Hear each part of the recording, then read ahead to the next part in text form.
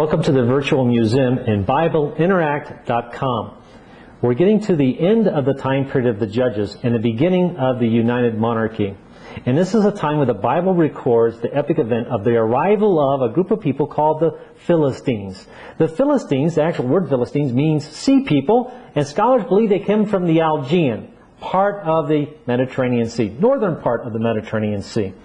At first, the Philistines entered into the land of Canaan, making a push along the Levant, along the coastline, moving south into Egypt. It's while that they were in Egypt, the northern Nile Delta region, that a pharaoh named Ramses the Third in the 12th century BC actually repels the Philistines and forces them back into the coastline of the land of Canaan.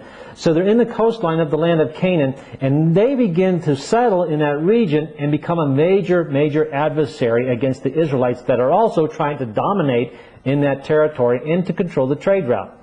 Something unique about the Philistines is their culture. We would think that the Philistines to be, you could say, barbaric, or we would say non-intelligent. But the truth about the Philistines is that they were very intelligent.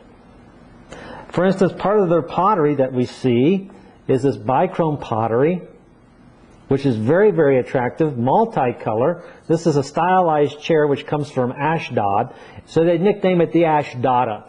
Probably has some kind of a design, not just as a reclining couch, but maybe very symbolic of a fertility cult as well, which is very apparent among the Philistines.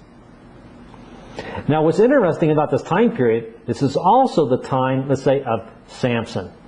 And Samson is going to the Philistine culture, not just because he likes the women, it's because what they have is very attractive. He's going to the bright city lights.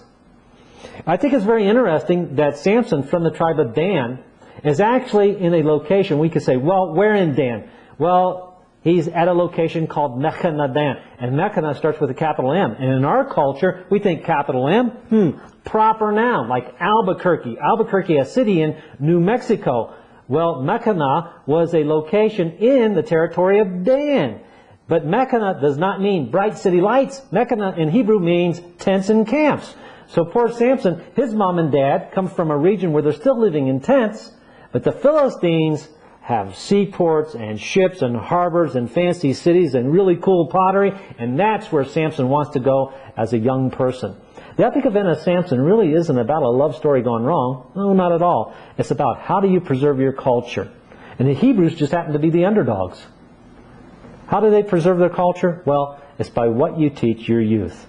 The moralities and the covenants that they had with Yahweh. That's what separated them from the rest of the cultures, whether it be the Philistines or the Egyptians or later on the Assyrians or Babylonians, was their moralities and the guidelines in which they worshipped Yahweh and became His people.